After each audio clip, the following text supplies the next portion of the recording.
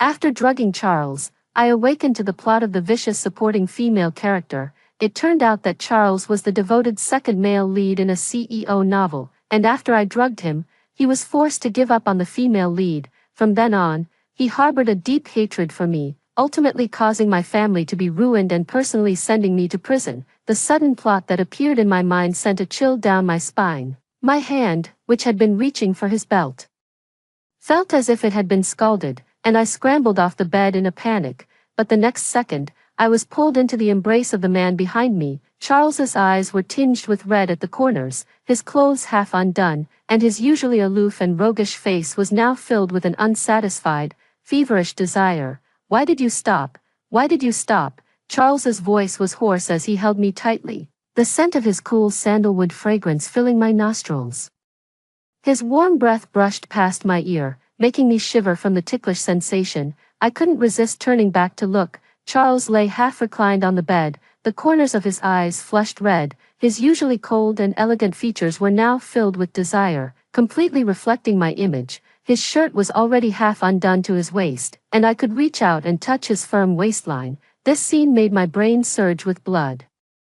But the plot still playing in my mind kept reminding me of the danger. The world we were in was from a sweet romance novel called The Runaway Wife and Mommy. The female lead, Bella, is a simple-minded yet incredibly resilient innocent girl. While working at a KTV, she meets the male lead, Harry, and the second male lead, Charles. Both gradually fall in love with her as they interact, and I, the vicious female supporting character, have liked the childhood friend, the second male lead Charles, since I was young, but I never got any response from him. Finally, at a party, I made a move on Charles. After a night of recklessness, I unexpectedly got pregnant, and Charles was forced into a marriage alliance with me. From then on, he harbored a deep hatred for me. After he orchestrated my family's bankruptcy, my brother got into a car accident, and my parents died unexpectedly. Later, he also sent me to prison. The day I entered prison, the sky was overcast, and the rain poured down heavily.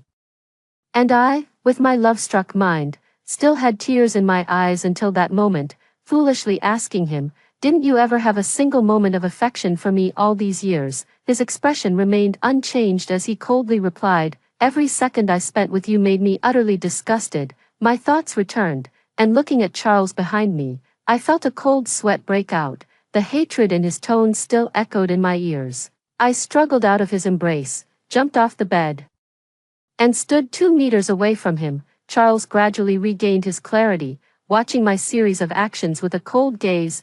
I glanced at his expensive shirt, now crumpled from my grip, and forced an awkward smile. "It's all a misunderstanding. I had too much to drink and mistook you for someone else. Let's just pretend nothing happened. See you later." With that, I didn't dare to look back again and quickly made my escape. The next day, my friend Linda and a group of girlfriends invited me to have drinks at a bar. As soon as we met, Linda smirked and nudged me, saying, "Sarah, how did things go last night?" I ignored her and downed a glass of wine by myself. The girls looked at each other, not understanding why I was reacting this way. Seeing my serious expression, Linda stroked her chin thoughtfully. Could it be that Charles is inadequate? Facing their confused and shocked expressions, I let out a deep sigh. "Girls, I'm in deep trouble." Everyone was baffled by my strange expression. Before they could ask more, a loud noise suddenly erupted from the crowd.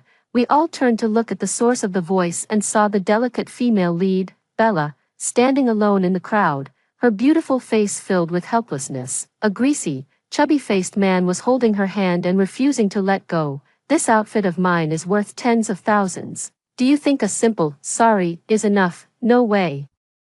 You have to give me an explanation today." The drunken man continued to shout while gripping Bella's wrist. Just as we were about to go down to check the situation, Charles and the male lead, Harry, arrived at the scene. I paused on the stairs, silently watching Charles approach Bella. His face, as usual, showed little expression, and a coldness beneath his eyelashes made him seem unapproachable.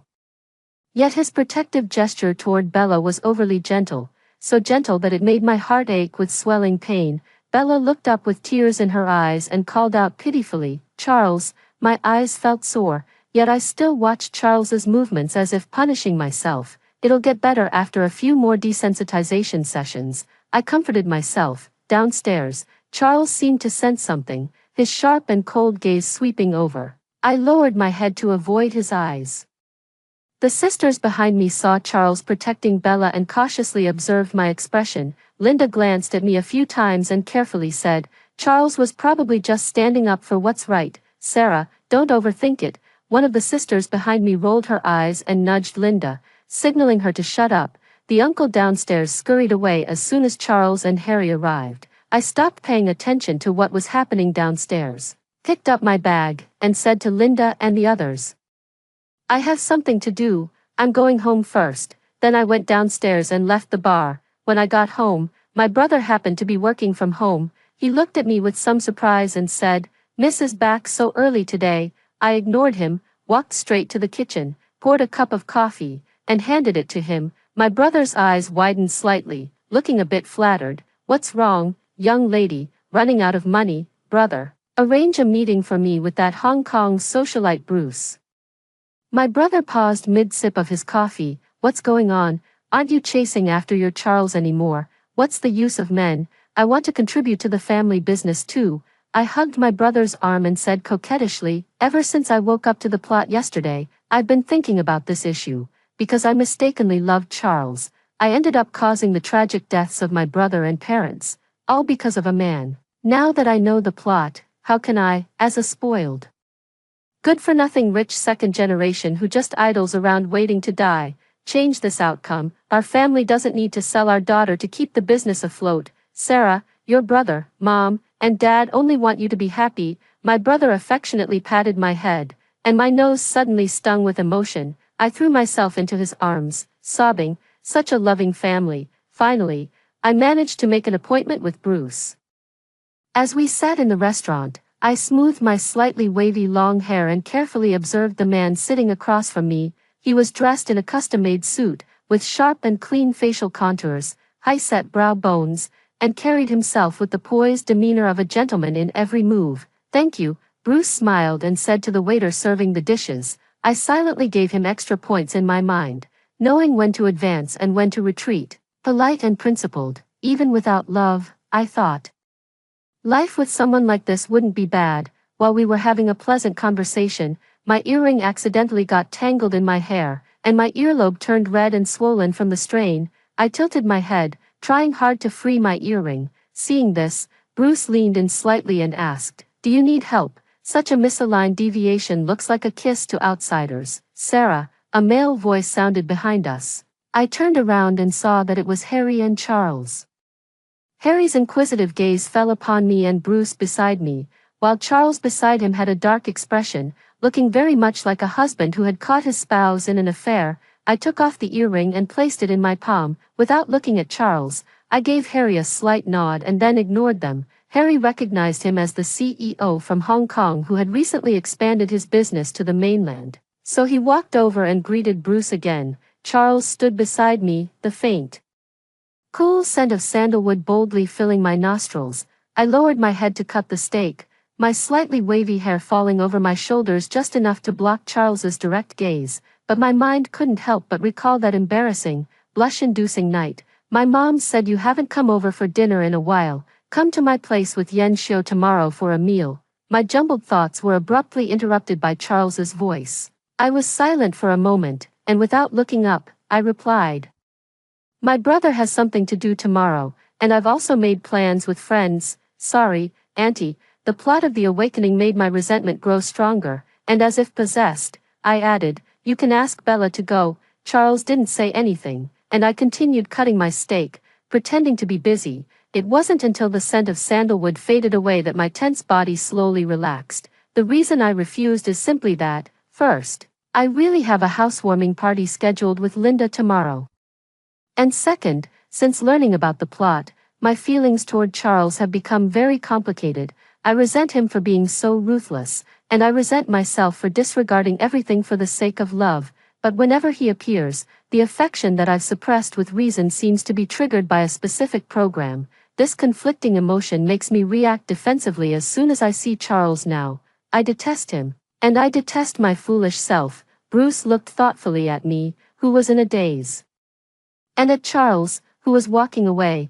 It just so happened that Bruce had some business dealings with the Lynn family recently. The next day, I invited Bruce to join me at Linda's newly purchased villa on the mountainside for her housewarming party. The gift I gave her was my recent painting. I've always liked ink wash painting, but when I was a child, Charles mocked it, saying it looked like ghost scribbles, and my interest gradually faded. After the awakening plot, with nothing else to do, I picked up this hobby again. As soon as I entered the door with the gift, I saw a few uninvited guests.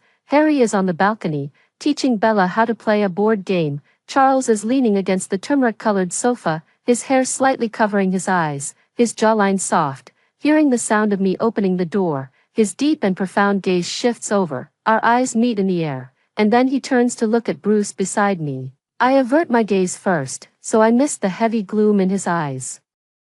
Linda smiled as she came forward, took the gift from my hand, and then whispered in my ear, "I don't know why Bella came along either." "Sorry, sis." I waved my hand, chatted with the girls for a while, and then headed toward the poolside. I lay idly on the lounge chair by the pool, scrolling through the trending gossip. Someone suddenly appeared on the lounge chair beside me. I looked up and saw that it was the innocent female lead, Bella. Instantly, a bad feeling washed over me. I stood up to leave, but Bella suddenly grabbed my wrist, frowning in confusion. I saw a smile on her face as she whispered softly, "I'm sorry." The next moment, I felt a strong pull, and we both fell into the swimming pool. The cold water rushed into my mouth and nose, contorting my face in agony as I helplessly tried to grasp at something. Someone seemed to be shouting from the shore. As my consciousness began to fade, I saw a figure swimming toward me. When I woke up again, I was already in the hospital. Bruce was pushing the door open, holding a thermos. He had a refined face, with gentle and clear eyes that gave off a friendly and approachable vibe. "You're awake. Perfect timing. I've got some warm water ready. Did you save me?" As soon as I spoke, I felt a sharp, unbearable dryness and pain in my throat. Bruce poured me a glass of water. The gentle sunlight streamed through the window, casting a soft glow on his elegant figure, his expression tender. "Have a drink of water first." I took the water cup and suddenly remembered Bella, who had dragged me into the swimming pool. I quickly straightened up and asked, "Where is Bella?" "She was rescued by Mr. Harry, and is currently fine." I slowly sipped the water, letting my mind wander into conspiracy theories. It was clear that she had deliberately dragged me into the pool, but why would she do that? What benefit would she gain from it? I was completely puzzled when the doctor came for rounds. The doctor said there was nothing seriously wrong, and since I didn't like the smell of disinfectant either, I was discharged early and went home. After returning home, Charles surprisingly called me a few times, but I was in the shower and missed them. When I saw the missed calls later, I thought it might be the same old story, the devoted second male lead questioning why I was so vicious as to push his Bella. I pouted with my phone in hand, thinking it's better to avoid trouble. So I didn't reply to him. During this time, I've been resting quietly at home, painting in the studio during the day, enjoying a leisurely and pleasant life. I saw Charles again 2 weeks later at the welcome party for my childhood friend returning to the country. I was afraid of running into the main characters and causing more trouble, so I originally wanted to decline, but Jim, my childhood friend, kept pestering me relentlessly, given our lifelong friendship. I had no choice but to reluctantly tidy up a bit and head to the private room he had reserved. As soon as I entered the room, Jim pushed me into the seat next to Charles. He knew I had liked Charles since we were kids and gave me a mischievous wink. I was completely speechless and really wanted to shout, "Times have changed, bro." Charles was quietly drinking beside me, not even glancing in my direction. Of course, he must have thought that I, the vicious supporting female character, had just pushed his female lead into the water and was still fuming with anger. I also remained indifferent, leaning against the sofa and scrolling through my phone. With one hand scrolling through my phone, the other reached toward the fruit plate on the table. I lost my grip, and the cherry tomato rolled down the curve of the table like a roller coaster. I quickly reached out to catch it, but a hand with distinct knuckles was faster, cupping beneath mine. I instinctively pulled my hand back, the touch warm and fleeting. My heart raced as I looked up, and Charles turned to meet my gaze. I avoided eye contact. The back of my hand that had been touched felt as if it had been scorched by fire. I sat up straight, feeling rather uneasy. Harry brought Bella along. It was clear that Bella had dressed up specially today. Her smooth black hair, a white dress, and her delicate face made her look like the female lead from a youth angst novel. My childhood friend Jim has always been one for stirring up fun. Seeing that almost everyone had arrived, after playing dice and a round of answering questions irrelevantly, he grabbed a bottle and started clamoring to play Truth or Dare. The first round started with Jim. The bottle wobbled and stopped in front of Bella. Bella widened her doe-like eyes, as startled as a little rabbit, then smiled somewhat sheepishly and said, "Truth." Then, Jim thought about how she had come with Harry, and seeing how Harry was taking care of her in every possible way, it seemed like they were either already in a relationship or very close to it, so, he cleared his throat, intending to give them a little push. "Is there someone you like here?" Bella immediately blushed. But unexpectedly, she didn't look at Harry. Instead, she glanced at Charles. Everyone's hearts instantly tightened, and their gossipy eyes darted back and forth among the three of them. She bit her red lips with her pearly teeth, her eyes shy and hesitant, and softly said, "Yes." There was no expected teasing or commotion. Everyone looked at each other, and finally, their gazes settled on me, except for Bella. Everyone at the table had been childhood friends. They all knew about my long-standing pursuit of Charles since we were kids. Now, was someone else trying to cut in halfway? And what was going on with Harry? As for the people at the center of this storm, upon hearing her answer, Charles didn't even lift his eyes, appearing completely indifferent. His slender fingers lit a cigarette. I appeared calm on the surface, but Harry seemed a bit distracted. It was Bella's turn to spin the bottle. With her delicate hands, she spun the bottle gently. Whether intentional or not, it landed squarely in front of Charles. He showed little interest, lifted his eyelids slightly, and said in a hoarse voice, "Truth." A blush rose again on Bella's delicate face. "Is there someone you like here?" Amid the hazy smoke, his face was unclear to me, but I could faintly make out his profile with its high nose and thin lips. Everyone held their breath, waiting for his answer. And then they heard him speak softly yet clearly, "Yes." Gasps rippled through the crowd. It was Charles, the coldest and most reserved of them all. He actually had someone he liked, and that person was right here. His words were like a sudden clap of thunder on a calm day, stunning everyone into speechlessness. They all felt that this party was worth attending just to hear Charles's revelation. Amidst the collective astonishment, only I remained unfazed, not only unshocked but even thinking, as expected.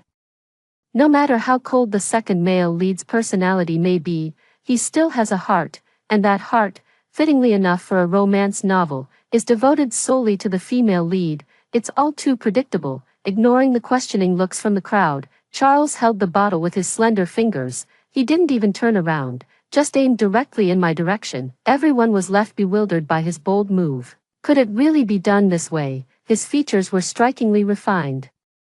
And even when sitting idly with no particular expression, he exuded an unignorable aura of elegance. But now he was staring intently at me, his cool gaze seemingly able to pierce straight into the heart. Everyone held their breath, anticipating what he would ask me, and then he spoke. "I called you many times. Why didn't you answer?" My dark pupils dilated, my back stiffened slightly, and I looked at him in disbelief. Jim slapped the table excitedly and let out a loud exclamation.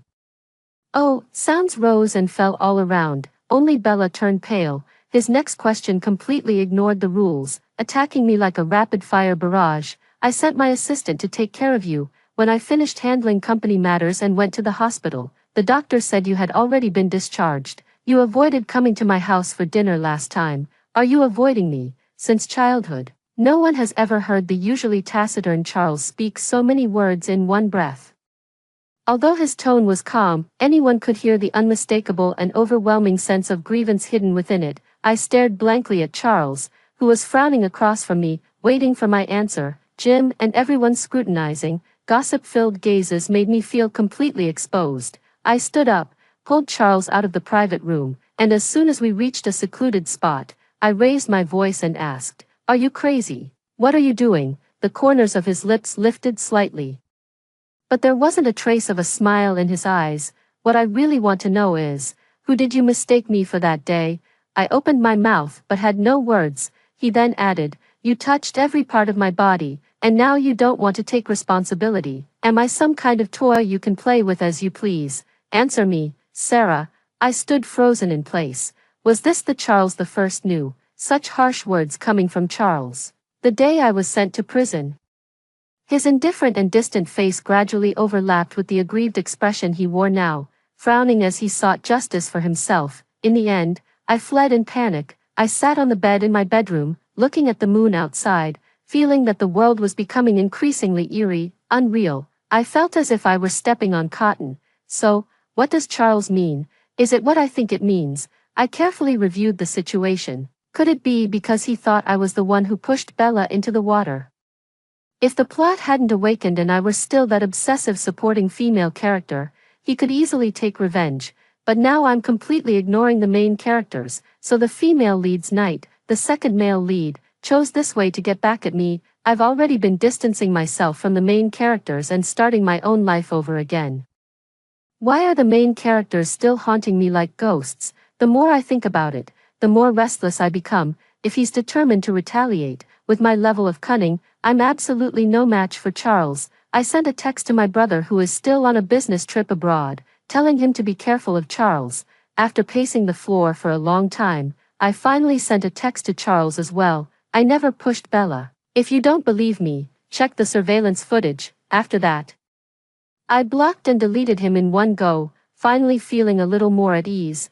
Early the next morning, I was cornered at home by Charles, who had suddenly come to visit. There might be a misunderstanding between us. Can we talk? I walked to the garden, crossed my arms, and turned my back to him. The atmosphere made me feel a bit uneasy, so I urged, "Go ahead, say it. I have nothing to do with Bella." Hearing this, I rolled my eyes and retorted, "I never said you two had anything going on.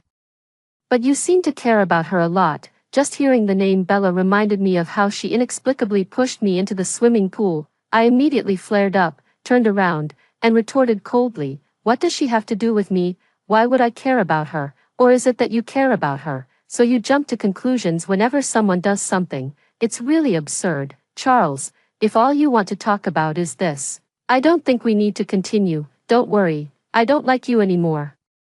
And I won't do anything to Bella. Please make sure to keep an eye on her and tell her not to provoke me." After saying that, I ignored Charles's suddenly changed expression and turned to leave. As I passed by him, Charles tightly grabbed my wrist. His sharp eyes now held a nearly shattered panic. "That's not what I meant." The tone of utter disgust he had when I entered prison, and the tragic final state of my parents and brother, often jolt me awake in the middle of the night. Drenched in cold sweat, perhaps I've gradually let go, or perhaps I just don't want to repeat the same mistakes. Looking at his expression now, I felt no emotion inside, only letting out a scornful laugh. "Then what do you mean, Charles? I was afraid you'd find me utterly disgusting, so I left on my own, keeping my distance from all of you. Isn't that enough? Why are you the one clinging to me now, just to make me miserable?" After saying these words, my heart ached as if it were being twisted tightly, but I still refused to lower my head, glaring at him fiercely. "When have I ever thought you were disgusting? Don't say such angry words. It hurts me too. Bella has nothing to do with me either. Are you upset about what happened at the bar last time? If you don't like it, I won't have any more contact with her." Charles's hands still held onto mine tightly, refusing to let go. Usually reserved, he now seemed somewhat flustered and at a loss. "Huh, what do you mean by that now? You don't like me, do you?" "Yes, I like you." His straightforwardness left my mind blank, and the words I had planned to retort with were swallowed back before they could leave my lips. I forced myself to remain calm after a long silence. "You like Bella, you just haven't realized it yet. Even if you don't like her now, you will in the future. I don't want to get involved in your relationship. I don't want to gamble with his sincerity. The stakes are too high, and I can't afford to lose." So I took a deep breath and continued, "If you really like me, don't contact me again in the future. For the sake of all these years of affection, Bruce and I are still in a stable relationship, but every time we meet, it feels more like a formal business meeting." Bruce invited me to be his +1 at a corporate banquet in the capital. As soon as I arrived at the place where I usually get my styling done, I ran into Bella, who had just changed into her evening gown, and Harry, who was accompanying her. "I heard that the Taylor family has been arranging blind dates for Harry recently. and his way of resisting them is to bring Bella to various events even more frequently, but what happens to the main characters is none of my business. However, I still haven't gotten back at her for pushing me into the swimming pool. By the time Bruce and I arrived at the hotel, there were already many people there. To match the evening gown today, I wore a pair of high heels that were a bit uncomfortable, but on the surface, she still gracefully and elegantly held on to Bruce's arm, exchanging pleasantries everywhere. Looking up, she saw Bella, dressed exquisitely, holding onto Harry's arm in the center of the crowd, laughing and chatting cheerfully. Meanwhile, Charles was holding a wine glass on the other side, surrounded by many people. Seeing this scene, Linda said softly, "I heard that Aunt Taylor really dislikes her and even tried to pay Bella off with a check. Who knew Bella had such strong principles?" She tore up the check on the spot, saying Aunt Taylor was insulting their love, and then went and told Harry about it. Now Harry and Aunt Taylor's relationship is as tense as fire and water, and look at her now, basking in the limelight beside Harry. The whole circle is saying she's clinging to Harry while also flirting with other rich young men. Many have fallen for her tricks. I took a light sip of red wine, listening to Linda's gossip. It's such a common thing. Rebellious playboys, tired of extravagant feasts, suddenly develop a taste for plain congee and simple dishes. Although Bella comes from a poor family, she exudes an air of innocence, as if she knows nothing of the world, and a kind of foolish pride. It's a novelty that we, well-bred young ladies who have seen it all, can't offer them. She would take them to eat beef noodles from a dusty street stall, and she would take them to play with cheap, low-quality sparklers that cost just 1 yuan for a large handful. I heard that a few days ago, she took Harry home in the rain because she didn't want to be wasteful by spending money on a taxi. Later, I heard that Harry had a fever for 3 days after getting caught in the rain and even developed acute gastroenteritis. Ah, how romantic. Not interested in hearing their gossip anymore. I slipped away to the rooftop to get some fresh air. I hadn't been on the rooftop long when familiar footsteps sounded from the doorway. Charles slowly approached me with a band-aid in his hand, seemingly having completely forgotten our last conversation. Sitting on the rooftop swing, I avoided his touch, took the band-aid from his hand, and calmly said, "Thank you. I saw the paintings you posted on social media. They're very well done. I have a friend who works at an art academy and is particularly skilled in ink wash painting. If you're interested, I can introduce you to him." I didn't respond, but Charles continued talking to himself. Finally unable to bear his nagging, I coldly interrupted, "Have you forgotten, when we were kids, you said my paintings looked like ghostly scribbles?" Charles pursed his lips and fell silent for a moment, because that day, you were drawing Jim. The silent atmosphere when Charles and I exchanged wordless glances was broken by Bella's appearance at the door. "Charles," Bella's voice was soft and delicate. Charles stood completely in front of me, so Bella didn't notice my presence. Charles glanced sideways slightly, his eyelids were thin, and his lowered lashes were extremely dark. A gentle evening breeze passed by, with only dappled moonlight illuminating his profile, making him appear even more aloof and indifferent. Biting her lip, Bella spoke cautiously, "I heard from Harry that you like Hunan cuisine the most. I've recently learned a couple of dishes. Would you like to come to my place sometime? As a way to thank you for helping me out at the bar last time." I sat leisurely on the swing, watching the ambiguous tension between the female lead and the second male lead up close. Charles's expression remained unchanged, but his words were sharp and cutting, showing no mercy. "It's not that I love Hunan cuisine, it's that Sarah loves it. So I just go along with it. Last time at the bar, it was only for Harry's sake, but you deliberately leaned into my arms. Did you ever consider Harry's feelings, and those messages you send me every day on my work WeChat? They're really causing me a lot of trouble." Miss Bella, Bella's face, which had been flushed, turned pale upon hearing these words. Teardrops as big as beans hung from her lashes, and her delicate, sorrowful beauty made even me feel a pang of pity. "How are you, Charles? Sorry to interrupt you," a male voice interrupted Bella's sobbing. Harry was leaning against the door behind Bella, his face was gloomy, and he stared at Bella without blinking. It was unclear when he had arrived or how much he had heard. Bella was instantly flustered, staring blankly at Harry who had suddenly appeared at the door.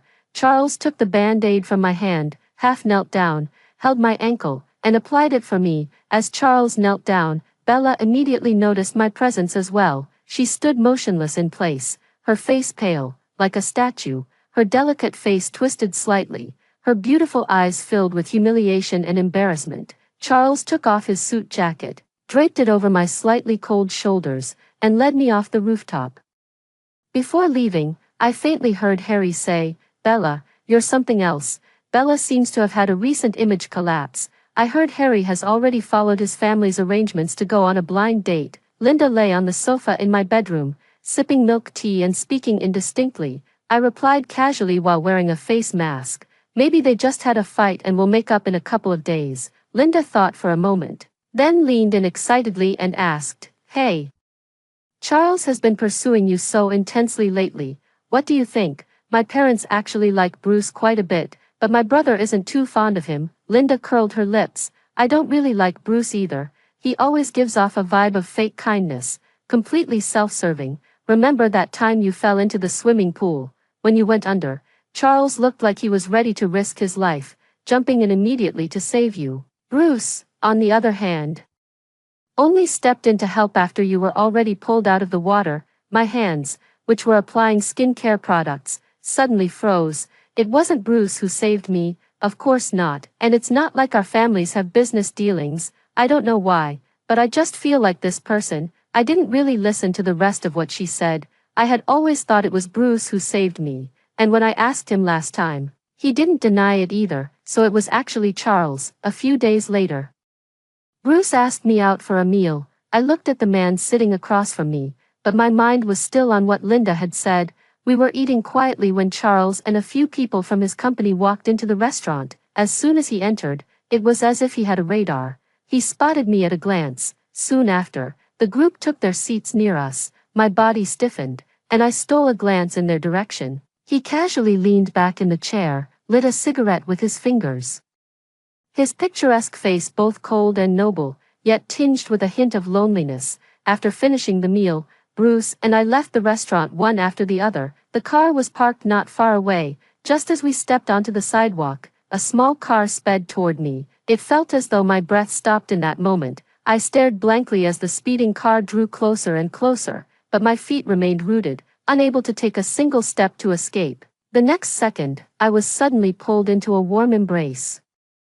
My heart skipped a beat, and I clung tightly to the man in front of me, my mind completely blank. "How long are you going to keep taking advantage of me?" It was only when these words, tinged with laughter, reached my ears that I snapped back to reality. I looked up and saw Charles. I pushed him away forcefully, and he let out a painful groan. Only then did I realize that his arm seemed to be injured. I quickly called the police while driving him to the hospital, completely forgetting about Bruce beside me. After a checkup at the hospital, it was determined that he had a minor fracture in his left forearm. I took Charles home, and feeling guilty, I agreed when he said he really wanted to have the shrimp porridge I make, so I went to the supermarket to buy shrimp and cooked in his kitchen. The police investigation results were now out. The driver was driving under the influence of alcohol. I sneered coldly. That driver seemed perfectly clear-headed when he hit me. It was obvious he was targeting me. Upon hearing the result, Charles clenched his fingers, his cold and detached eyes filled with frosty anger. I went to the kitchen and brought out the freshly cooked shrimp porridge. Charles scooped up a spoonful with his good hand and took a gentle taste. "The last time I had this was when you made it for me in high school." I lowered my gaze and didn't respond. "Why do you hate me so much now, Sarah? You should at least tell me the reason." "I'm heading home first. Let me know what you'd like to eat tomorrow, and I'll come back to make it for you." I picked up my bag and said, "Don't go." Charles forgot about the injury on his left hand and reached out to me, only to wince in pain. His elbow accidentally knocked over a bowl of scalding shrimp porridge, spilling it all over himself. I quickly grabbed some tissues and wiped the stains off his clothes, afraid that he might get burned. I hurriedly pulled him to the bathroom to rinse with cold water. By the time I realized what was happening, I had one hand lifting his shirt and the other touching his abs. My face instantly flushed bright red, and I stood up straight in embarrassment. Charles had his right hand clenched tightly at his side, his body trembling, and even the tips of his ears were turning red. I grinned, forcing a laugh to cover my awkwardness. "You'd better do it yourself," I said, then rushed out the door. Charles's fracture didn't heal for over a month. He's picky about food, especially when he's sick. To make up for it, I went to his house every day and cooked for him for more than a month. It just so happens that one of my favorite teachers is holding an art exhibition nearby today. After I finished cooking for him, I went to see the art exhibition alone. After leaving the exhibition, I was kidnapped. A sack was placed over my head, and I could only vaguely sense that I seemed to be in a very spacious warehouse. Last time I got into a car accident, I felt something was unusual, so I kept my guard up and set up emergency contacts and location tracking on my watch. My brother and the police should be following the location to find me soon. With my hands tied behind my back, I sat quietly on the wooden chair without making a fuss. The warehouse door slowly opened, and a man with a raspy voice, who sounded like he was in his 40s, began to speak. "I've already captured the person for you. When will you pay the remaining balance?" The man remained silent, so the middle-aged man continued with a menacing tone, "I'm a desperate man.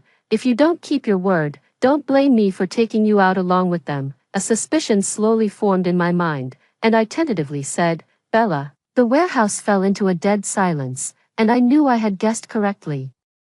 The next second, the sack on my face was roughly removed. There was no one else in the warehouse except for Bella. The blinding light made my eyes water, and Bella patted my face with a cold laugh. "You're quite clever for a supporting female character." Bella turned around, grabbed a bucket of gasoline, and splashed it around me. As she sprinkled, she said casually, "If you hadn't shown up, I would have already completed the strategy mission and gone home." Charles's favorability hasn't moved at all, and the favorability I worked so hard to build with Harry has now dropped to zero. "Sarah, you have no idea how much I wish you could die an even more miserable death. So that's how it is." Pushing me into the swimming pool now has a reasonable explanation. I'm afraid it's because I, as the female supporting character, didn't follow the original malicious plot. So she set me up to establish her innocent female lead persona. Bella's delicate face was full of malice. She curled her lips, lit a lighter, and said softly, "Don't blame me, blame yourself for not getting a better role and blocking my path." With that, she gently tossed it, and the gasoline instantly ignited. At the same time, the warehouse door was kicked open, and Charles and the police rushed into the warehouse one after another. Before Bella could react, she was instantly subdued to the ground. It turned out that after my car accident last time, Charles had arranged for someone to monitor Bella's every move.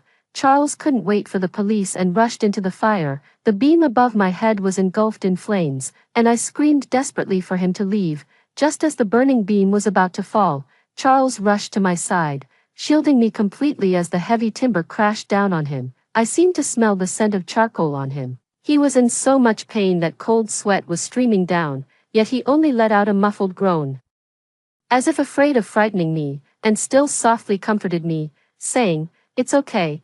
After we were rescued, we were rushed to the hospital. I was fine, but Charles was severely burned. I sat outside the operating room, unable to stop my tears from flowing. After Charles was transferred to the ward, he fell into a coma. I stayed by the hospital bed for days without even changing my clothes, but he still didn't wake up. During this time, Bruce never contacted me once.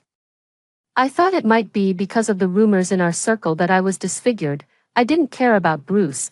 I just took care of Charles every day. Even Aunt James couldn't stand it and urged me to go home and rest for a while. I shook my head and insisted on staying, but Mrs. James urged me to be obedient, go back to take a shower and change clothes, and let her take care of him for me. So that evening, I went back to pack up a bit, grabbed some clean clothes, and returned to the hospital. Looking at Charles lying in bed with his eyes closed, pale and broken, the proudest Charles in the capital, looking at the burns on his body, torn and blistered from saving me, with blood and fluid filling basin after basin, I could no longer hold back my breaking heart, my nose tingling with sorrow. I pressed my face into his palm, sobbing, my voice hoarse and desperate like gravel. "Charles, please wake up. I'll never go against you again. I'll agree to whatever you say. Please, I beg you. Wake up. Can you be my girlfriend?" "Yes, as long as you wake up." After saying that, I sat up straight in a daze, tears blurring my vision. I rubbed my eyes without caring about my appearance. Charles held my hand, a faint smile curling at the corners of his pale lips. "Sarah, you've already agreed. Liars are dogs." I frowned and threw myself into his arms, sobbing and weeping. Hearing the commotion, Mrs. James quickly called the doctor to the ward, embarrassed. I withdrew from his embrace and stepped aside, watching as everyone examined him. Mrs. James glanced at Charles, whose gaze was fixed intently on me, then looked at my shy expression, pursed her lips into a smile, and understood everything clearly. Because the James family had been keeping the news under wraps, it wasn't until Charles was about to be discharged from the hospital that everyone learned it wasn't me who had been injured, but Charles. All my childhood friends came to the James family to throw him a discharge party, and it was Jim who suggested it again. Charles held my hand the entire time, his cool face faintly carrying a hint of sweetness. Everyone was amazed by these discoveries, all sighing that even the iceberg of the capital city in love acts just as foolishly as any normal person. After Linda got drunk, she leaned in close to me again to share some girl talk. "Thank goodness you're okay. I couldn't reach you for days. And I was so worried. I left my phone in the warehouse, and it got burned. I haven't had time to get a new SIM card yet." Linda patted my shoulder, looking relieved. "It's good that you're safe. It's good that you're safe. Bella committed intentional murder, so she'll be eating prison food for a while. I heard she kept telling the police that she wanted to see Harry, wanted to see Charles, saying she was the female lead, and that you should be the one going to prison, like a madwoman."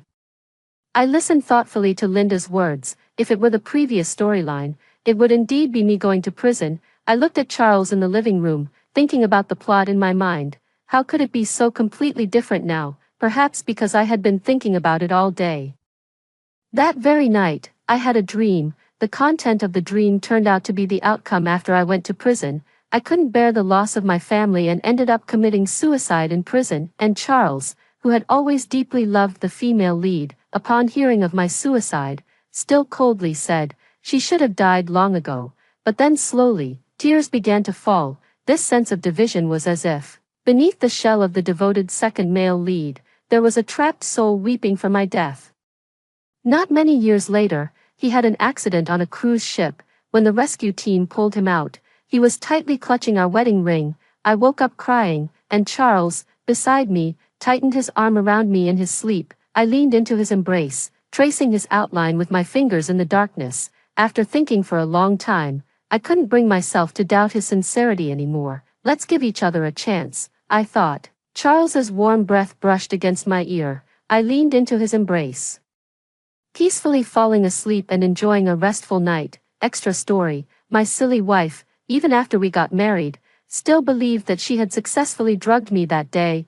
I wonder who gave her the terrible idea to drug me. Probably Linda. I also have to thank Linda for her assist. That night, I was half willing and half unwilling, but she stopped midway, saying she had mistaken me for someone else. The next day, I couldn't sleep well all night, and later, rumors started circulating in our circle that I was incapable. Jim came to my office, his gaze drifting downward, and he asked hesitantly, "Charles, you're not really incapable, are you?" I spoke coldly, "Keep looking, and I'll gouge your eyes out." My wife has always felt insecure, both before and after marriage, firmly believing that I have special feelings for Bella. I never told her, but in fact, I often experience auditory hallucinations every time she argues with me.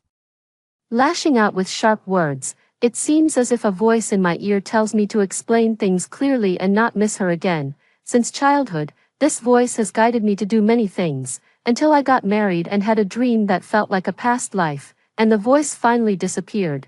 I finally understand why my wife has always been so certain that I like Bella, and the fate of this lifetime is something I begged for by breaking through the plot and committing suicide in my previous life. Now we live a happy life, and our second daughter is already of school age, yet she remains as stunningly beautiful as ever. Bella is about to be released from prison, and my wife has recently started having frequent nightmares again, murmuring in her sleep about how Bella once pushed her into the water. So on the day Bella was released from prison, I went to see her. She looked at the burns on my arm and sneered repeatedly. "Sarah didn't see clearly, but I saw it clearly that night, Charles. You are not only ruthless to others, but even more ruthless to yourself," I replied indifferently. "Still, I have to thank you. Without this bitter flesh scheme, she wouldn't have accepted me so quickly." I chuckled lightly and continued, "Miss Bella, step out of your all-powerful storyline. If you do something wrong, You must accept the punishment. I'll be waiting for you to get out of prison." Bella froze for a few seconds, her hair disheveled and her expression frantic. Looking at me as if I were some kind of monster. "What are you trying to do? I'm the female lead. It's not supposed to be like this. Why has the plot turned out this way? Why have you all changed your hearts? Why are you all siding with that bitch Sarah? You're all supposed to like me. I just want to go home. Charles, let me go. Please let me go." I watched her hysterics with a cold gaze. Not long after Bella was released from prison, she drowned in a pond, her death agonizing. When my wife heard the news, she couldn't help but sigh with sorrow. I held her hand and changed the subject. "How about we go on a family vacation when our daughter is on break? You've been so busy with your art exhibition lately. How long has it been since you paid any attention to me?" She stuck out her tongue and snuggled into my arms, acting coquettishly. "I'm sorry, honey," holding her close. I felt my heart completely full. This time, I finally hadn't made a mistake.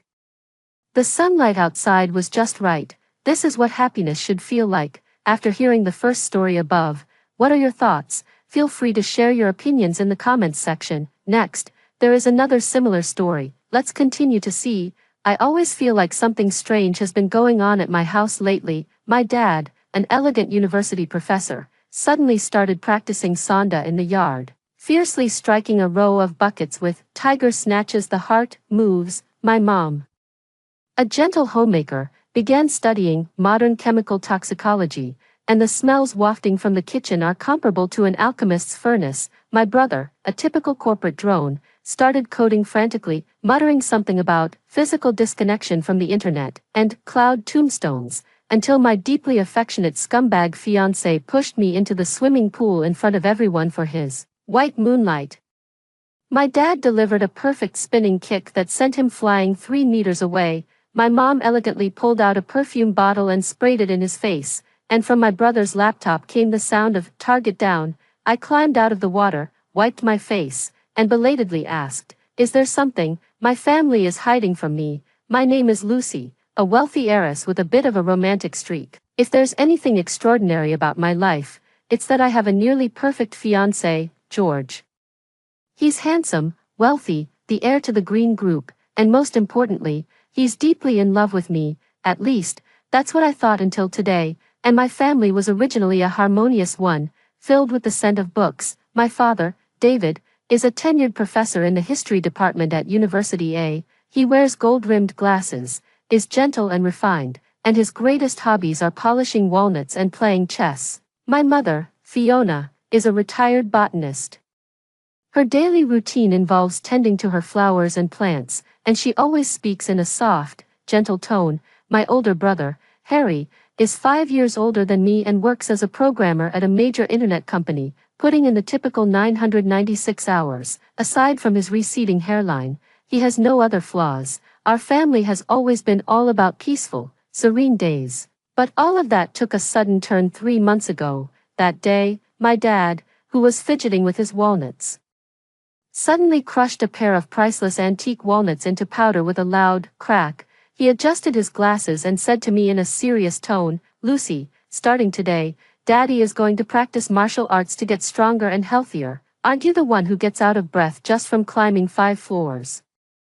Then he started his intense training. First, he hired a Sanda coach, but later thought the coach wasn't good enough, so he started practicing by watching videos of martial arts monks online. The rose bushes my mom planted in the yard were trampled to pieces by him, as he used them like plum blossom stakes. His favorite move to shout is, "Mighty Vajra Palm," and every time he strikes, it's accompanied by a powerful, "ha." The neighbor's dog was so scared it didn't dare bark anymore. My mom's change was even more bizarre. She gave up her beloved orchids and roses and turned the balcony into a 100-herb garden. It was filled with all sorts of plants I couldn't name, some even marked with skull warning signs. Her study is filled with books like Forensic Toxicology Research, A Drop Can Be Fatal, and A Detailed Guide to Poisonous Plants for Home and Travel Use. Her cooking style has also changed. It used to be a perfect blend of color, aroma, and taste, but now it's colorful and smoke-filled. Once, she served me a bowl of bright green soup and said gently, "Lucy, come, try Mom's newly developed Truth Serum soup." It makes people tell the truth. I watched the purple bubbles rising from the bowl of soup and silently dialed the number for the psychiatric hospital. The last one was my brother, Harry. He quit his job, a programmer with an annual salary of $1 million. Just up and quit without a second thought. He locked himself in his room, bought over a dozen high-performance computers, and spent 24 hours a day sitting in his chair, only leaving to use the bathroom. When I got up to drink water in the middle of the night and passed by his room, I could hear the intense sound of keyboard tapping and his sleep-talking. Dare to mess with my sister, I'll wipe out your server. Virtual kidnapping, psychological attack, I'll fry your CPU. The Green Group's firewall, it's as flimsy as paper. I said to my parents with concern, Dad, Mom, is my brother under too much pressure? Should we take him to see a psychologist? My dad smashed a brick with one palm and said calmly, no need, your brother is just preparing for the future. My mom shook the test tube in her hand, the liquid inside sizzling. Yes, your brother is protecting the world's best sister. I was speechless. I think it might not just be my brother who needs to see a psychologist. I told my fiancé George about my concerns. He gently patted my head and sighed, Lucy, your uncle, aunt, and Harry might just be entering a new phase of life. Don't worry, I'm here for you. His deep eyes were full of affection, and I was instantly comforted. Look, how wonderful and normal my fiancé is. Compared to my crazy family, he's practically an angel. To help me relax, George specially organized a pool party at his family's estate. All the prominent figures in City A were there. I was wearing a beautiful dress, holding onto George's arm, feeling like the happiest woman in the world. My family also came. My dad was wearing a workout outfit, his muscles bulging and making the clothes look tight. My mom was carrying a vintage medical kit, saying it contained her homemade sunscreen spray and mosquito repellent. My brother carries a backpack with his laptop, which he never leaves behind. The three of them huddled in a corner, forming their own clique, standing out from the other guests with expressions so serious they looked like they were there to collect a debt. I felt a bit awkward, but George, being understanding, said, it's okay, your uncle and aunt have personality. I like that. I loved him even more. Halfway through the party, George's sister, Amanda, appeared, wearing a white dress and looking pale. Amanda is not George's biological sister. She is the daughter of a family friend. She has been frail and sickly since childhood and has been raised by the Green family as their own daughter. As soon as she appeared, George immediately let go of my hand and nervously went to greet her. Amanda, what are you doing here? Didn't the doctor tell you to rest? Amanda smiled weakly, her gaze falling on me with a barely perceptible hostility. Brother George, it's your party today. How could I not come? Besides, I wanted to see Sister Lucy too. She walked up to me, Sister Lucy, you're so lucky to have Brother George love you so much. I was about to say something polite when she suddenly stumbled and fell straight toward me. I instinctively reached out to steady her, but she used my support to throw herself into the pool with an exaggerated motion, screaming as she fell. Plop, a loud noise. All eyes were on me. I was stunned. George's face instantly turned ashen. Without even asking me a word, he yelled at me, Lucy, what are you doing? You know Amanda can't swim. After saying that, without a second thought, he jumped into the water to save her. I stood there, my hands and feet icy cold, my mind completely blank. People around me were pointing and whispering, oh my God, is Lucy really that vicious? Exactly, Amanda is so fragile. How could she bring herself to do that? She usually acts so gentle and sweet. I never expected her to be this kind of person. I was at a loss for words, and tears of grievance welled up in my eyes. Just then, a dark figure flashed past me. It was my father. He had somehow taken off his training clothes, revealing his muscular physique. With a running start, he stepped on a dining table by the pool, leaped into the air, executed a perfect 360-degree spin, and landed a textbook tornado kick squarely on the back of George, who had just pulled Amanda ashore. Bang! George, like a kite with its string cut, flew back to the center of the pool in a faceplant position. The room fell deathly silent. My father landed steadily, adjusted his non-existent glasses, and said coldly, sorry, my foot slipped. George flailed in the water a couple of times before being fished out by his bodyguard, coughing as if his lungs were about to burst. His handsome face turned a purplish red. and he pointed at my father, unable to form a complete sentence. You, my mother walked over with an elegant stride, holding a delicate perfume bottle, and sprayed it directly onto George's face. PSSST, PSSST. PSSST, an eerie scent, a mix of cilantro, durian, and stinky tofu, instantly filled the air. George couldn't open his eyes from the spray and let out a pained cry. My mother gently put the bottle back into her bag and said to my father, "Honey, don't take it personally with the younger generation. This newly blended, clear mind and bright eyes perfume I made will help him calm down." Watching George with tears streaming down his face, scratching his head and ears, vomiting and having diarrhea, I fell into deep thought. Mom, you call this clear mind and bright eyes? This is a damn biochemical weapon, isn't it?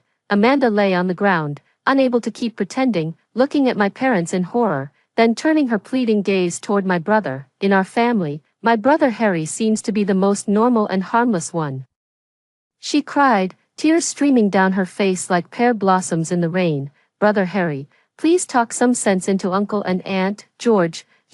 My brother expressionlessly closed his laptop, and the large screen at the party suddenly lit up. A video began to play on a loop. The camera angle is quite tricky, shot from inside a flower pot. It clearly captured how Amanda slipped on her own, deliberately fell onto me, and then jumped into the swimming pool herself.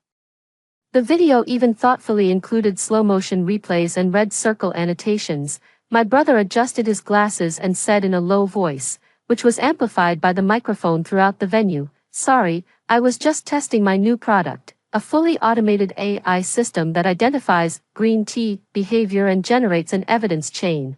It seems to be working quite well." Amanda's face instantly turned deathly pale. George also saw the video. He looked at Amanda in disbelief, then at me, his expression extremely complex. The expressions of all the guests in the room shifted from shock to disdain, and then to the excitement of watching a spectacle, all in just 1 second. I stood behind my martial arts master, Dad, my master poisoner, Mom, and my hacker king, older brother. Like a well-protected fool, I drifted over like a wandering spirit, tugged at my mom's sleeve, and posed a soul-searching question. Is there something our family is hiding from me?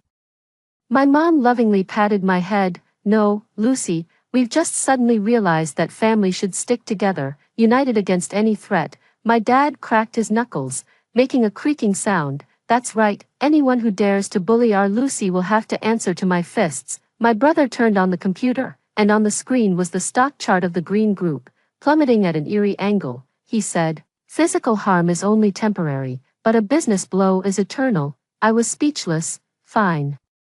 Watching George being carried away by the bodyguards, still suffering from severe diarrhea, I suddenly felt that breaking up wasn't so hard to accept after all. On the way home, the car was filled with silence. I curled up in the back seat, feeling like an outsider. My dad, my mom, and my brother are frantically typing in a group chat called Protect Our Lucy Squad.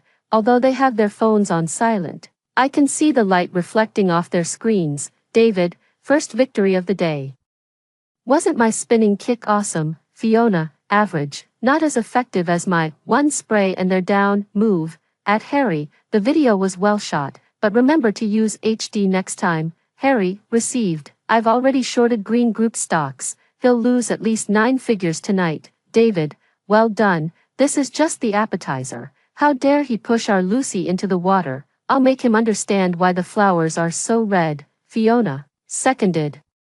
My newly developed hair loss spray and oral potion haven't had a chance to be used yet. Harry, Dad, Mom, calm down. We have to follow the plot and not break character too much, or the world consciousness will notice and kick us out. Lucy hasn't awakened yet. I looked at the words, Lucy hasn't awakened yet, and my heart skipped a beat. Awakened? Awaken what? My Sharingan. After we got home, they pressed me down onto the sofa, poured me a cup of warm milk.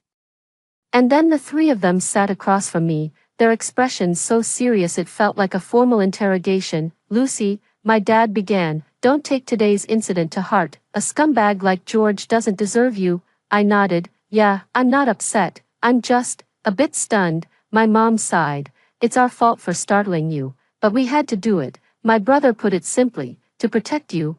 I look at the 3 of them. One resembling a martial arts star, one like a mad scientist, and one like a top-tier hacker, and I simply can't connect them to the peaceful, serene people they used to be. So, what exactly have you been hiding from me? I finally asked. The three exchanged glances, then shook their heads in unison. It's nothing, you're overthinking it. Drink milk. Fine, if you won't tell me, I'll find out myself. That night, George bombarded my phone with calls and messages. Lucy, let me explain. I was just too worried about Amanda at the time. I watched the video. It's my fault, I shouldn't have yelled at you. Will you forgive me? Your family's behavior is too much. We can sit down and talk. But how could they resort to hitting someone? I didn't reply to any of them. I'm not a fool. The video is so clear. Yet he's still making excuses for Amanda and blaming my family. A man like this isn't worth keeping. I blocked him. Then I sneaked over to my brother's room, hoping to eavesdrop on something. But the door wasn't locked. I pushed the door open a crack and saw my brother wearing headphones, video chatting with someone. Right. Plot point A has been disrupted. George and Lucy's relationship has developed a rift. Task completion is at 15%. What's the next plot point? Misunderstand the female lead stealing company secrets. The male lead kicks her out of the house. Got it. Don't worry. We're prepared this time. My mom has already prepared a potion that can make A4 paper spontaneously combust. My dad is getting ready to work as a security guard at their company, and I'm planning to replace their confidential documents with postpartum care for sows. What plot point? What mission? What is postpartum care for sows? I quietly backed away, my heart pounding. An absurd yet seemingly the only reasonable thought surfaced in my mind. Could it be that my family, rebirth, time travel, or possessed by aliens? To test my hypothesis, I began to observe secretly. I discovered that our family had added a whiteboard with a huge relationship diagram drawn on it. My photo was in the very center, with the words, Ultimate Protection Target, Lucy, written above it, extending from my profile picture. There are several branches. The largest branch points to George, with a label attached, Top Scumbag / Target A. Below him are a bunch of notes, such as, Weakness, Amanda, Achilles heel, Company Stock Price, and Ultimate Skill, PUA Tactics. Another branch points to Amanda, labeled, Ultimate White Lotus / Green Tea Boss. The notes read, Skills, Tripping on Flat Ground, Whimpering, Heartache, and Equipment, Frail Body. Beyond that, there are Villainous B/C, Cannon Fodder Male Characters B/C, densely packed, like a game strategy map, while my parents and my brother are on the other side. Their code names are Combat Specialist, Spell/Debuff Specialist, and Tech/Crowd Control Specialist, respectively.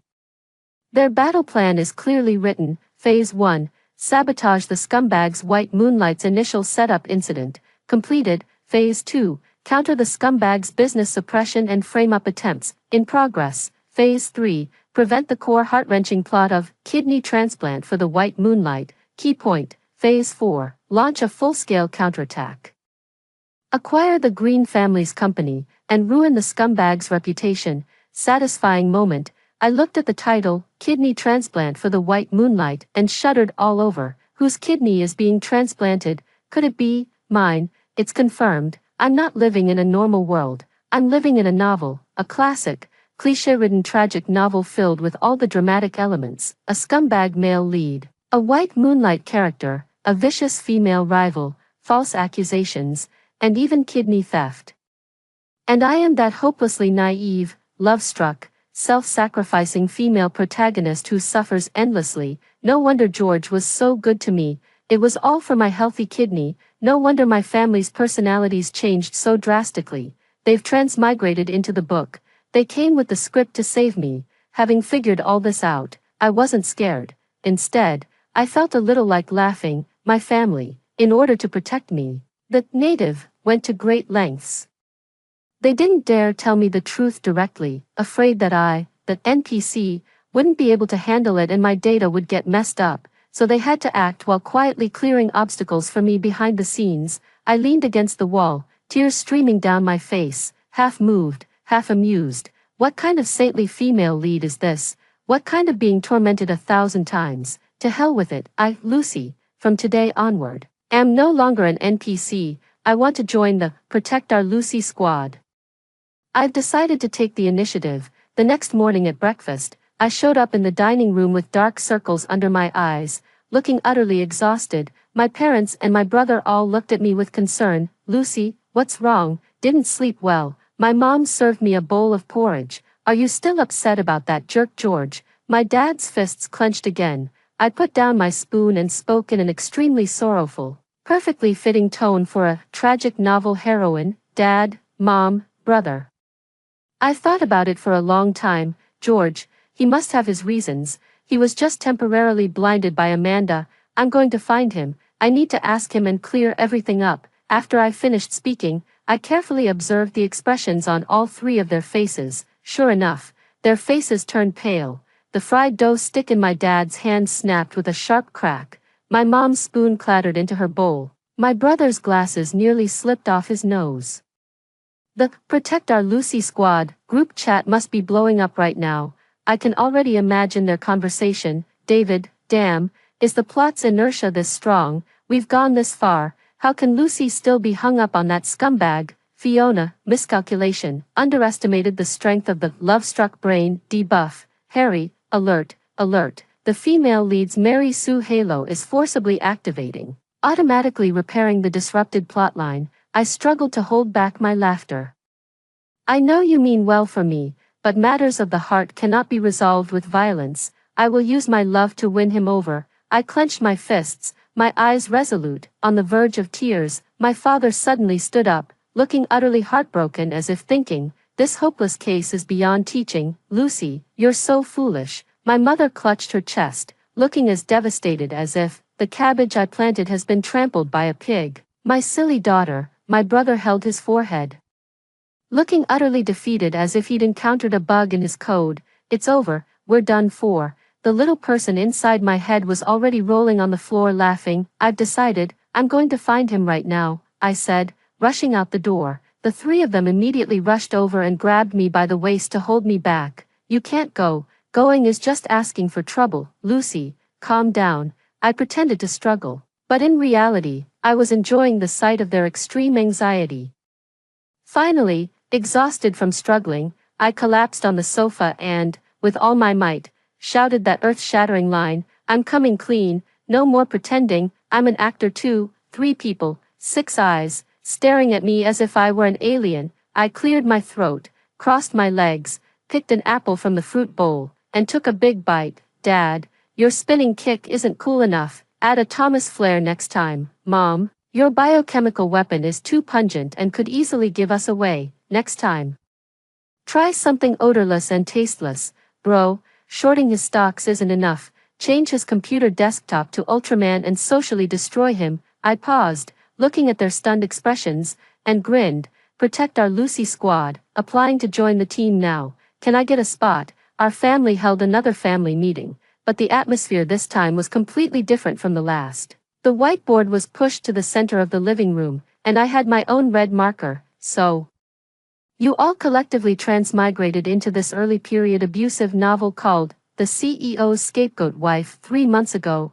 I circled the book title. The 3 of them nodded like chicks pecking at rice. You became the cannon fodder family in the book, and your fate was to be ruined by the male lead after I was abused to death. The 3 of them nodded with a mix of grief and indignation. And I am that Mary Sue protagonist Lucy who had her kidney removed, suffered a miscarriage, jumped into the sea, got disfigured, and in the end, contracted a terminal illness, died in the male lead's arms, forcing a happy ending. The 3 of them covered their chests, nodding with unbearable sympathy. I slammed the pen down on the table with a smack. Does the author have a screw loose? How can that possibly be a happy ending? Who says it isn't? My father said indignantly. If we don't scatter that scumbag's ashes to the wind, it would be a disgrace to the 9-year compulsory education promoted by the state. I've studied it, my mother said calmly, pushing up her glasses. According to the description in the book, with Lucy's physical condition, she wouldn't survive more than 3 months after having a kidney removed. The author ignored basic medical science just to force an ending. Logic doesn't matter. My brother cut to the chase. In this kind of story, emotional value is what's most important. It's all about making readers curse the female lead for being foolish while still feeling sorry for her, and curse the male lead for being a scumbag while still being moved when he turns over a new leaf. It's all about that self-degrading literature. Our whole family, united in our hatred, launched a profound critique of the author who doesn't even exist. After the critique, I began to get down to business. Now that I also know the plot, we don't have to be sneaky anymore. From today on, we are the Avengers. I picked up a pen and wrote these 5 big words heavily on the whiteboard. Great. My dad rubbed his hands together eagerly. Then I'll be Iron Fist Dad. Then I am the toxic queen. My mother curled her lips into a dangerous smile. My brother thought for a moment. I'll go with keyboard warrior. Me, bro. Can't you be a bit more imposing? How about code overlord? All right, that's the one. I made the final decision, and I am the awakened vicious Lucy. Fine. Then, the first battle meeting of the Avengers Alliance begins now. I pointed at the second phase plan on the whiteboard, dealing with the scumbags' commercial suppression and false accusations. Brother, what's the specific plot? My brother pulled up a document on his computer, a meticulously organized outline of the original book's plot, dense with details. According to the original plot, after the pool incident, George, influenced by Amanda's instigation, will suppress our Lynn group. At the same time, he will set a trap, having you come into contact with a fake confidential business document, then frame you for theft. Using this as an excuse, he will drive you out of the Lynn family, leaving you with nothing. So you have no choice but to depend on him. I listened with amazement. This scumbag has quite the deep game. My dad sneered. Child's play. Before he can suppress us, we'll just take down his company first, won't we? No, my brother vetoed. We can't deviate too far from the main storyline, or the world's consciousness might correct it, possibly leading to even more troublesome accidents. The best approach is to play along with his scheme. How exactly do we turn the tables? My mom asked. A glint of light flashed across my brother's glasses. He wants to frame Lucy for stealing confidential information, right? Let him, but we'll need to tweak that confidential information a bit. His fingers flew across the keyboard, and a very professional-looking project proposal appeared on the screen. The title is Feasibility Report on the Joint Development of the Full Body Transformation Beauty Project by Green Group and Balala Magic Fairy Castle. I was speechless. My brother. If he dares to open this file, I can instantly lock his computer and have this report loop on every screen in their entire company via projection, with the soundtrack of Little Magic Fairy Full Body Transformation. My mom's eyes lit up. That's perfect. Social death is more torturous than physical harm. I'll add a little gift, like making his keyboard electrified and coating his mouse with super glue. My dad looked a bit disappointed. Then what do I do? I patted him on the shoulder and said earnestly, Dad, your task is the most challenging. You're responsible for rushing into his office when George is socially ruined, using parental concern as an excuse to record him, capturing his finest moment. My dad's eyes instantly lit up. The 4 of us in the family looked at the battle plan and let out villainous, hee laughter. With the plan finalized, I began my duties as the abuse novel female lead, actively contacting the scumbag. I sent a text to George. George, can we meet? I want to hear your explanation. As expected, he replied instantly, Lucy, I knew you still cared about me. Where are you? I'll come find you right away. I replied with the address of a cafe and gave my family an okay sign. My brother immediately started tracking George's phone signal and hacked into the cafe's surveillance system. My mom then took out a small bottle from her medical kit and dripped 2 drops onto my palm. This is the 1-minute truth serum. It's colorless and odorless, and it takes effect through skin contact. If he grabs your hand later, everything he says in the next minute will be the truth. Remember, it only lasts for 1 minute. Mom, you're just like Doraemon. My dad, on the other hand, put on a security guard uniform, wore sunglasses, and went to the cafe in advance to scout the location, claiming it was to protect the witness. When I arrived at the cafe, George was already there. He looked a bit haggard, but upon seeing me, he immediately put on a deeply affectionate expression. Lucy, you finally agreed to see me. He reached out to grab my hand. The opportunity had arrived. I inadvertently let him touch my palm. George, about that party, I started, but he cut me off. Lucy, I'm sorry. I love you. I truly love you. the effects of the medicine probably haven't kicked in yet, I continued. But you yelled at me because of Amanda, that was me being an ass. I was frantic at the time. Amanda has always had poor health since she was a child, and I treat her like my own sister. As he said this, his eyes suddenly became somewhat unfocused, and his mouth began to move uncontrollably. I just think her delicate and fragile appearance makes people want to protect her. Unlike you, although you seem gentle, your family is too fierce and not easy to control at all. Plus, Amanda really admires me. Her eyes are full of stars when she looks at me.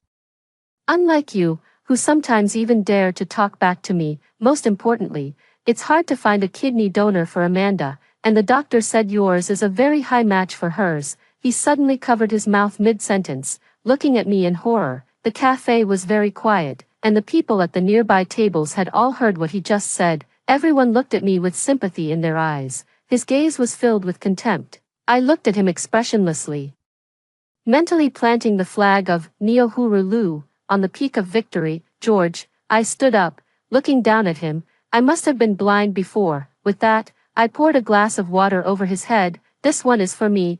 Then I picked up the coffee in front of him and poured it out as well. This one is for my parents and my brother. You. He was in a sorry state, trembling with anger. I turned and walked away, leaving behind a cool silhouette. At the door, my father, dressed in a security guard uniform, gave me a thumbs up. Satisfying. After the truth-telling incident at the cafe, George didn't give up. Instead, he accelerated his actions. He probably thought I was completely disappointed in him and that if he didn't act now, he'd miss his chance. Soon, several major projects of the Lin Group inexplicably ran into problems. Partners suddenly broke their contracts, and the bank pressed for loan repayments. My parents and my brother pretended to be overwhelmed, holding meetings at home every day. As for me, I followed the script, playing the tragic role of having to bow to a scumbag for the sake of the family business. I contacted George again. This time, I didn't wait for him to speak and started crying directly. George, our family's company is about to collapse. My parents' hair turned white overnight. I know it was all you're doing. Please, could you let our family go? On the other end of the phone, George remained silent for a moment, then said slowly, with the air of a victor, Lucy, if you want me to spare the Lin family, it's not impossible. Come work at my company as my personal assistant. As long as you behave, I might consider halting the acquisition. The fish has taken the bait. Okay, I promise you, I said with a choked voice. The next day, I officially joined the Green Group, with the position of executive assistant to the CEO. George gave me a pile of messy tasks, clearly just to torment me. I accepted it all and acted submissive and pitiful. 3 days later, he finally showed his true colors. He handed me a USB drive. Lucy, this is our company's core project plan for the next quarter, top secret. I need you to take it to the print shop in the west of the city and make 10 copies. Remember, you must go in person and not let anyone else handle it. I looked at the USB drive, feeling completely unperturbed, even a little amused. Here it comes, the setup for the frame-up. It's here. I hesitated for a moment, then nodded obediently. Okay. I took the USB drive and walked out of the office. As soon as I entered the elevator, I pulled out another identical USB drive and the micro card reader my brother gave me from my bag. Code Master, the target has been acquired, requesting data replacement. I sent a message in the family group chat. Received. 5 seconds to get it done. 5 seconds later, my brother replied, replacement complete. Bala Bala energy, injection successful, wishing him a pleasant transformation. I put away the original USB drive and took the replaced one to the print shop in the west of the city. Of course, the print shop was also scouted in advance by my dad. The owner is my dad's chess buddy and fully cooperated with our act. The surveillance footage captured my theft of confidential information from every angle without any blind spots. I returned to the company with the photocopied documents and handed them directly to George. He checked them and smiled with satisfaction. Lucy, you can leave work early today. The board meeting tonight will run very late. Okay, President. I obediently left. At 8 p.m., in the top floor conference room of Green Group, my brother hacked into their meeting system and streamed the live footage to our living room TV. Our family of 4, holding watermelons and munching on chips, watched George's performance as if it were a movie. On the screen, George stood up with great enthusiasm and said with deep regret, "Ladies and gentlemen of the board, I regret to inform you that there is a mole in our company. She has stolen our core secrets for the next quarter." He immediately played the surveillance footage from the print shop. In the video, I was sneakily photocopying documents. The board members were in an uproar. Who is this person? That girl from the Lin family. How could she do something like this? George was quite pleased with the effect. He cleared his throat and said, "Don't worry, everyone. I've already retrieved the confidential documents. Now, I'll show you our grand blueprint." He inserted the USB drive into the computer and opened the document titled Feasibility Report on the Co-branded Full Body Transformation Cosmetics Project by Green Group and Balala Magic Fairy Castle. The stirring music, however, did not play. Instead, a cheerful and lively BGM began to play. Bala Bala Energy, Shero Shero, Little Magic Fairy, transformed completely on the huge projection screen. The pink PPT background, the bouncing cartoon font, and the image of the Magic Fairy Queen instantly dazzled everyone. In the meeting room, there was a deathly silence. The expression on George's face shifted from confidence, to shock, to terror, and finally to contortion. He frantically hammered at the keyboard, trying to shut down the PowerPoint, but it was useless. My brother's voice, coming through the conference room speakers, echoed eerily, "Friendly reminder. Unplugging the power now will trigger the motherboard's self-destruct program. Please enjoy the full version. Thank you." Then, George's computer, along with all the directors' phones and tablets in the room, began to simultaneously loop the music video of Little Magic Fairy Full Body Transformation. The catchy music filled the entire conference room. One director couldn't hold back and burst out laughing with a pft sound. Then, like a domino effect, the entire conference room erupted in uproarious laughter. At that moment, the conference room door was kicked open. My dad, wearing a righteous security guard uniform, rushed in holding his phone, live streaming the whole thing. "Freeze. We've received a report that there's an illegal gathering here, spreading inappropriate animations. Everyone, put your hands on your head and squat down, especially you, the one presenting the slides. Smile for the camera. Yes, give us a smile."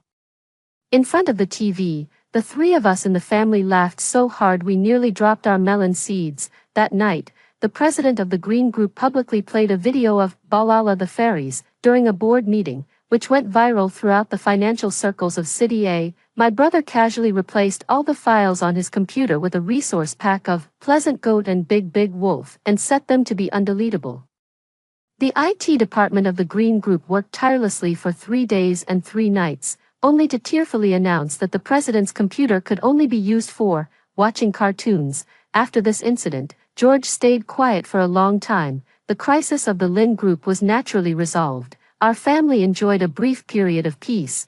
My dad started studying Tai Chi, saying he wanted to cultivate both internally and externally. My mom began experimenting with combining poison and food, developing a tiramisu that makes you stand on your head and have diarrhea after eating. My brother, on the other hand, became obsessed with developing all kinds of silly apps, such as one click to Photoshop a green hat onto someone you dislike, and automatically identify and clap back at player lines, which actually garnered quite a few downloads. As for me, I started enjoying life, shopping, getting beauty treatments, and having afternoon tea. Occasionally, I would ponder a question: Dad, Mom, brother, do you think there are other transmigrators in this world besides us? I asked during one of our afternoon tea sessions. Probably not, right? My dad said uncertainly. This kind of thing is like winning the lottery. For all 3 of us to hit the jackpot is already a miracle. My mom stirred her coffee. Hard to say. The world is vast, and anything is possible. My brother, however, was more analytical. Statistically speaking, the probability is extremely low. But from the tropes of web novels, it's highly likely. For example, a reborn female supporting character or a villain with a system might show up. As soon as he finished speaking, my brother's phone rang. He answered the phone, listened for a few moments, and his expression suddenly turned grave. "What's wrong?" I asked. "Amanda." My brother put down his phone, his expression serious. "She's been hospitalized." We exchanged a glance, both of us sensing something was wrong. "What illness?" Acute renal failure. An immediate kidney transplant is needed. He's here, the most crucial, most dramatic, and most heart-wrenching plot point of the entire book. The kidney transplant for the White Moonlight is finally about to unfold. Prepare for battle. I slammed the table and stood up. We rushed to the hospital. Outside the ward, we saw George with bloodshot eyes. When he saw me, it was as if he had spotted a savior. He rushed over and grabbed my arm. "Lucy, you're here. Great. The doctor said your kidney is the best match for Amanda's." Before I could say a word, my dad had already delivered a chop to the back of George's neck. George rolled his eyes and collapsed limply. My father caught him and dragged him to an empty room next door, as if hauling a dead dog. "Done, no one will disturb us now." We walked into Amanda's hospital room. She lay on the hospital bed, her face pale, looking pitiful. Upon seeing us, a flicker of panic flashed in her eyes. But she quickly composed herself and spoke weakly. "Sister Lucy, what brings you here? Where is brother George?" My mother stepped forward, taking a syringe from the medical kit and aiming it at her bag. "Stop pretending." My mother's voice was icy. "This acute kidney failure of yours came at such a convenient time, didn't it? Did you inject yourself with something?" Amanda's expression instantly changed. "You? What are you talking about? I don't understand." "You don't understand." My brother sneered, opening his laptop and turning it toward her. "Do I need to make your overseas medication purchase records and your chat history with something called the Transmigration Counterattack System public?" On the computer screen, there was clearly a chat log between Amanda and a dialog box glowing with blue light. "System, warning, warning, the plot has been severely disrupted. Host, please immediately initiate the core plot, kidney transplant, or the mission will fail." Amanda, got it. I'm injecting the kidney-damaging drug now. I'll be in the hospital soon. System, excellent. Once you successfully replace Lucy's kidney, you'll not only gain a healthy body but also win all of George's love. Mission reward, 1 million points. Amanda stared at the computer screen, her face drained of color, and screamed, "Impossible. How could you know?" My dad, and my mom were all shocked. "Holy shit, it really is a villain with a system. How many unscientific things are stuffed into this lousy book? Are you also a transmigrator?" I asked the key question. Seeing that the truth was exposed, Amanda simply dropped the act. She leaped up from the hospital bed, showing no trace of weakness whatsoever. She glared at me fiercely. "That's right, I'm a transmigrator. Why were you born a rich heiress with a loving family, while I was an orphan in my past life who died of illness in a rented room? The female lead of this book should have been me. George is mine. Everything from the Lynn family should be mine too." She looked utterly deranged. My family and I exchanged glances, and we all saw the same 3 words in each other's eyes. "Crazy. So, to steal my life, you're willing to harm your own body and even take my kidney." I simply couldn't understand her way of thinking. "To the victor go the spoils." "Why not?" Amanda shrieked. "Of course. Why not?" My mother slowly injected the medication from the syringe into the bag, but before that, why not try the 3-day Northern Myanmar experience package I've prepared for you? Amanda's face changed color. "What did you inject me with?" "Nothing," my mom said with a gentle smile. "It's just a special anesthetic that can put someone into a deep sleep for 72 hours. By the time you wake up, you'll already be in a banana plantation in a foreign land, experiencing the joy of peeling bananas."